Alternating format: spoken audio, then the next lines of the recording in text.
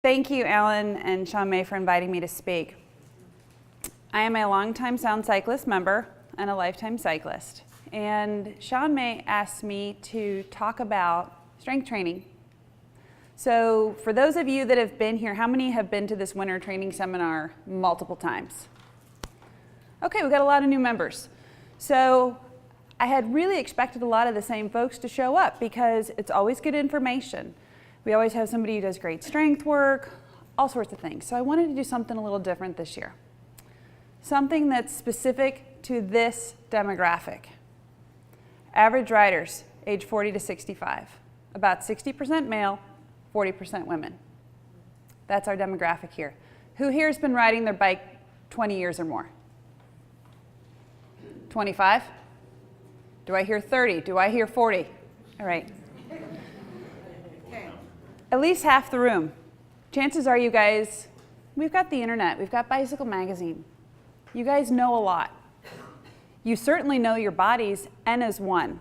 When we talk about bicycles, the right amount of bicycles is N plus 1. When we look at a body and the training that that body needs, specific to the goals of that individual, we need to remember N is 1. Each of you is an individual. What I'm so excited about tonight was with the presentations from the physical side and from the mental side. All of these things ring true to me, and they're part of what my coaching is. And I'm going a little bit off topic, but I just want to say this is really awesome what you guys are hearing, because this is what the people who really know what they're talking about are talking about. So I'll be out with the US Olympic team coaches at USA Cycling in 2 weeks. And it's amazing, all of the research, everything that's coming out. This is the way forward. It's not just go out and pound your bike. So, neuromuscular training, treasure chest of power. What is it? Well, we're going to keep this layman's terms. If anybody wants references to the scientific studies that I have or the science and wants to talk about it in depth afterwards, I'll be available. But I'm going to stick pretty high level. Alpha motor neurons and the muscle fibers that they innervate. How many fire? How do they fire? Okay, mumbo jumbo. How do we get to more muscles doing less work, which makes us a more efficient cyclist? Or how do we teach our body to use more muscles to do more work, to create more power? More power, faster cycling. Why do we care about neuromuscular training? Well, we can be faster cyclists. That's more fun. We can create new synapses in our brain by using neuromuscular training. So if you know anyone who suffers from Alzheimer's, they're losing the synapses in their brain. New research is showing that if you can create new synapses through neuromuscular training, you can slow your decline. Lastly, in this presentation, we're going to talk about becoming more athletic, developing your athleticism. We need to maintain our mobility. We need to maintain our agility. We need to take back our youth. So what can neuromuscular training do? It can increase your time to exhaustion. It can increase your time to onset of blood lactate. And it can increase your peak power with a trickle-down effect. In a study published in 2012, a group of scientists in London took a group of sub-elite cyclists and decided to see how well they would respond to extremely short duration, high intensity intervals. They separated the group.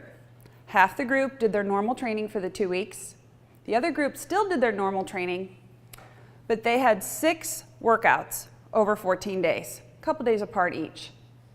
Those workouts were about 1 hour, and in the workout, they had 10 intervals of 6 seconds of all-out sprint. Just 6 seconds, 10 times. That was within their 1 hour workout. 6 times in 14 days. That's 1 minute of work, 6 times. When they retested those athletes at the end of the 14 days, they had an increased time to exhaustion over a 10K time trial. They had an increased time to their onset of blood lactate, which I think we're all kind of familiar with, lactate threshold, hopefully. and that burning in your legs when the hydrogen starts building up. And their peak power increased over that 6 seconds by about 150 watts. That was a pretty impressive increase. Who does it benefit? It can benefit everyone in here. Do you guys remember the story from about a year ago about the 100-year-old guy plus out in France who set the 1-hour world record? Yeah. Okay, he might have been the only one riding, but still. The first time he went out and rode, the scientists were just amazed and coaches at what this guy was doing. I think his FTP was somewhere in the 90s, and he had a cadence, I think, about 65. Well, they went back, and they said, let's coach him and see what happens. And they got his cadence up closer to 90.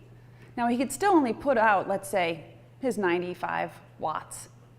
But he could do that 95 or 90 times in a minute with his cadence instead of 60, which made him faster. So he crushed his own 1-hour world record, I think at the age of 104 the last time.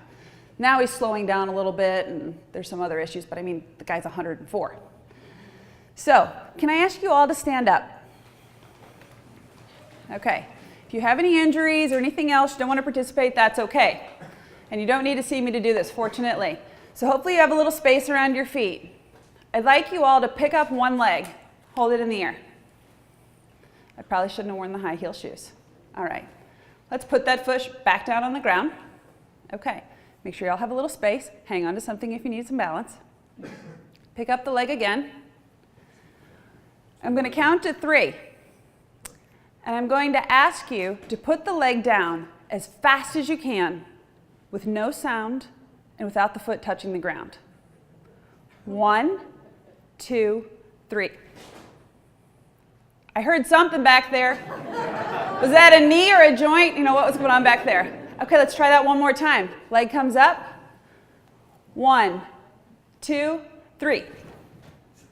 Good work. Go have a seat, please. What was your name again, Lisa? Lauren. Lauren, please, would you? Because she's got fabulous mobility. I mean, this one was awesome, right?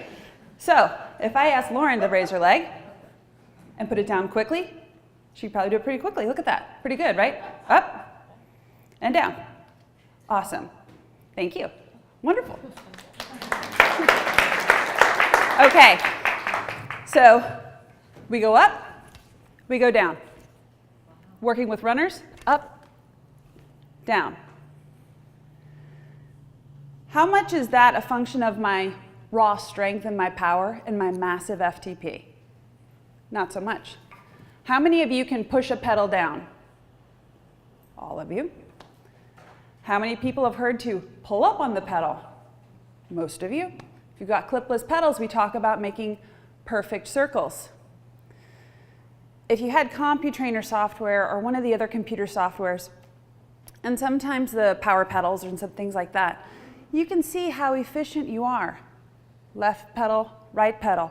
If you've got pretty circles in your stroke, unless you have the oval cranks, which are European things, we're not going to talk about those. Do you have dead spots in your stroke? Okay. It's not just the quads. It's your abdominals. It's your glutes. It's your hamstrings, and if you're a desk jockey, even more so, it's your hip flexors. We need to train all of these parts of our body to work. And yes, there's traditional strength training that you can do that with, but we also need to neuromuscularly learn how to move them quickly and put them back down. Learning this type of training will make you a more efficient, faster cyclist. There's a trickle-down effect. You learn to do this with no resistance quickly. You'll learn to do it with resistance quickly over time. So why should I do it? Because it's fun, because it's easy, and because it's scientifically proven to work. Fair enough. Okay? So we're going to go get Jane Ab. Would you grab her for me? If we always do what we always did, we always get what we always got. Have we heard that before? Well, that's true until we start to age. This is great. Or do we want to put her up where Lauren was so everybody can see her? Yeah. Woohoo! So if we always do what we always did, we always get what we always got. until we start aging. Then we start losing muscle mass.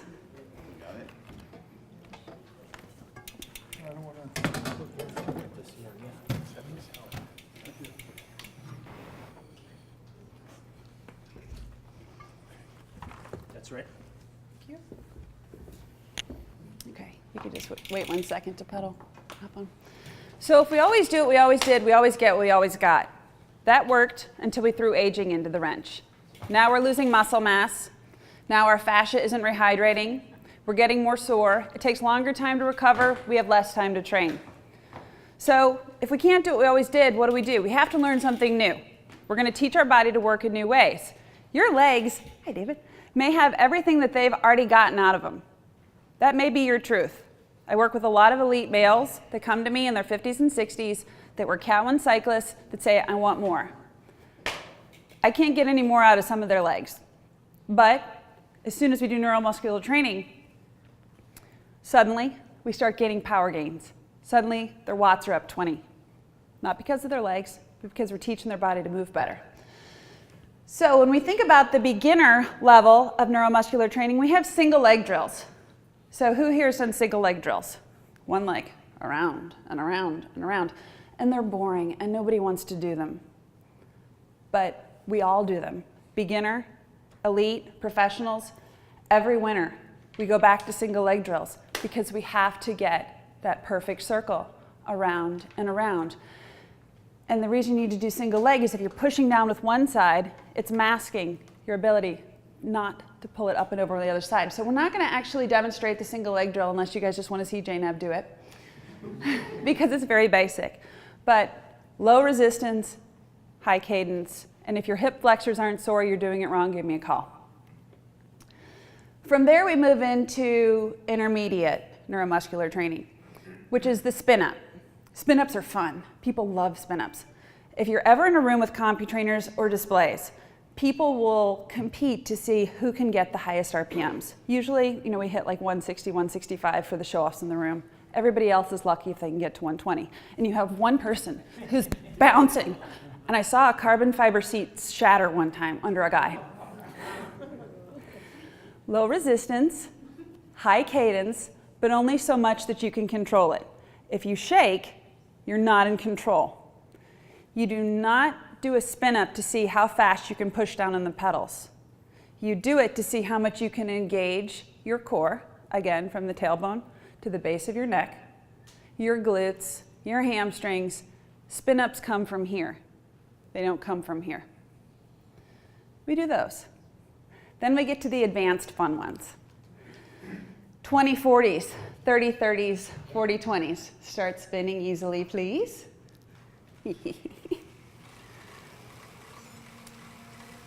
So she is very warmed up, and I picked Jaynab for my demo because Jaynab is the fastest female road cyclist I know in Fairfield County. So I know she can spin quick. And by the way, if you don't have experience in neuromuscular training and you aren't working with a coach specifically, obviously anything you do, you should check with your doctor first. Don't go try this at home. So what Jaynab is going to do, right now she's spinning in her happy 90-ish cadence. She's going to set her timer for 20 seconds, or we'll set her timer. And she's going to do an all-out sprint seated for 20 seconds at about 90 to 120 RPM. Happy range about 100, 110. We're just going to see what she does. And she's going to get 40 seconds to recover. Then she's going to do it again and recover for 5 minutes straight. You ready, Jay? Big ring? Yep. Go. All right. Can you see that her circles are pretty darn good? She's not rocking back and forth. You don't see any shoulder movement. She's not doing one of these. And her seat position is excellent. Her hips aren't doing this. And from the back, I can see that her knees aren't doing this. Pretty good movement. Up, recover. Easy. Small ring. How was that? Fun? So if you're doing this at home and you have a power meter, you should hit the same target every time. So if you hit 500 watts in the first 20 seconds, you have 4 more 20-second intervals at 500 watts. You got 10 seconds. Enjoy the recovery. 5, 4, 3, 2, 1, go. Maintaining form. Do you see how her neck perfectly lined up? Her spine is nice and neutral. Everything that she's got is driving up from her hips, right here. Driving down with her glutes, up with her hips. 3, 2, 1, and recover. Anybody think they have that much control over their bike? She's probably putting out about, what do you think, 280, 300 watts? Sure. She's a rock star. You got 20 seconds to recover. I've got a great story about Jay. On the Thursday night ride, as I'm dry heaving up a hill, I said, Jay, I don't think I belong in this group. She looks over and said, well, you're here. Then 5, 4, 3, 2, 1. This is only number 3. So we usually start off with 2 times 5 minutes with a 5 to 10 minute recovery, the first workout. We'll work up to 3 times 10 minutes. 3, 2, 1, and recover. How's her form? Because you guys can see from out there. She holding it, or she's starting to break down a little bit? She's got it, doesn't she? So with Jay, over the next 4 weeks, or Jay now, sorry, I keep calling you Jay. The next 4 to 6 weeks, I'd keep progressing her, ultimately getting to 40-20s, which are hell for 10 minutes, because 20 seconds is not long enough to recover, and do 10-minute intervals. From there, we'd progress into 1-minute intervals, 2-minute intervals, and pretty soon, if you're doing a 10 times 2-minute interval, 2 on, 1 off, all of a sudden then we're getting into training specific to increase our FTP, which is a little bit different. 3, 2, 1, let's go. How hard? Obviously she is working really hard for 20 seconds. It's simple, but it's not easy. I love that we had the same quote tonight, thank you. 3, 2, 1, and done. How much focus does she have on her form with every single pedal stroke? There are 90 revolutions on each leg every minute. She's got 20 seconds to focus on that. Every time. Neuromuscular training, you have to be 100% in the moment, not competing with the guy next to you. Hi. 20 seconds to go.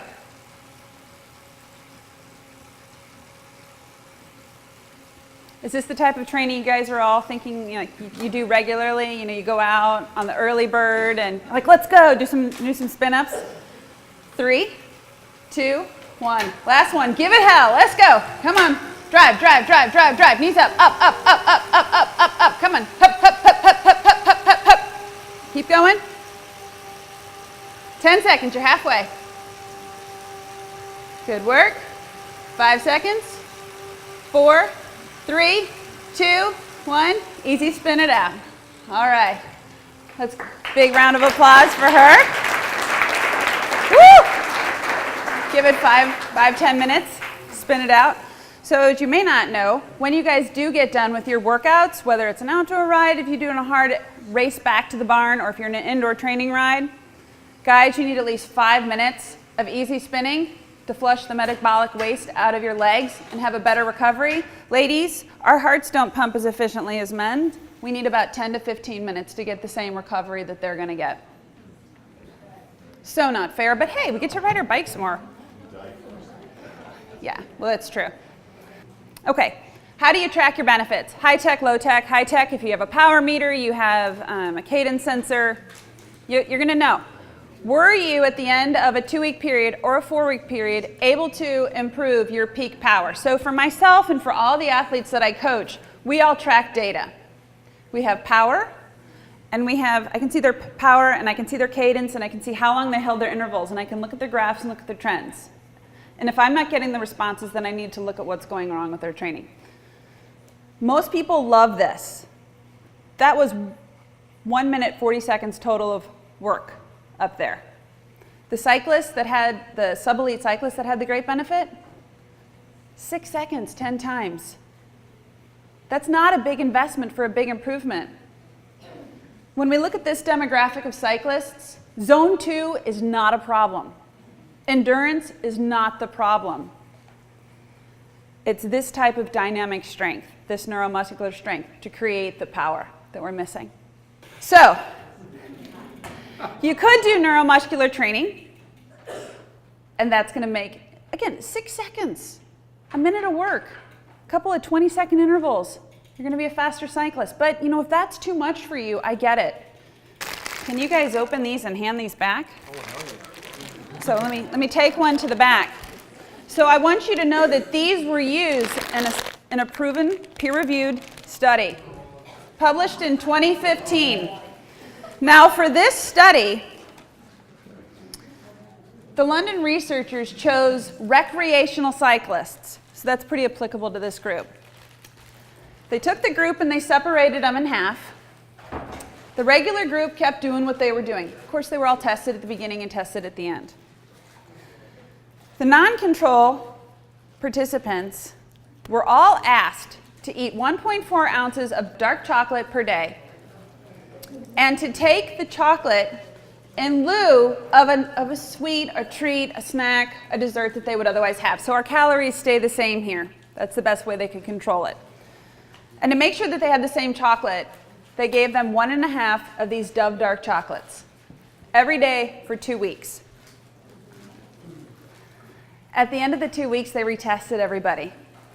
Guess what happened? Better oxidation. It has to do with the nitric oxide that was released in the blood vessels and the vasodilation. Basically, their muscles were able to get to the oxygen in the blood easier. Think max VO2, for those of you who want to use a fancier term, their max VO2 improved. Pretty cool. By eating chocolate every day. Now, some people are allergic to dark chocolate, so you have another route. It's long been known that taking beetroot juice, drinking beet juice, which tastes like dirt, it literally tastes like dirt. It's not a bad taste, but if you've had it, it tastes like dirt, and if you're a mountain biker, you really know what dirt tastes like. That contains nitrates that break down to nitric oxide in the blood, creating the same result. So you could just have beet juice. So I think I'm going to go with the dark chocolate. So in the interest of science and making you all a faster cyclist over the next 14 days, hopefully you all can take at least one chocolate to be on your way. Thank you.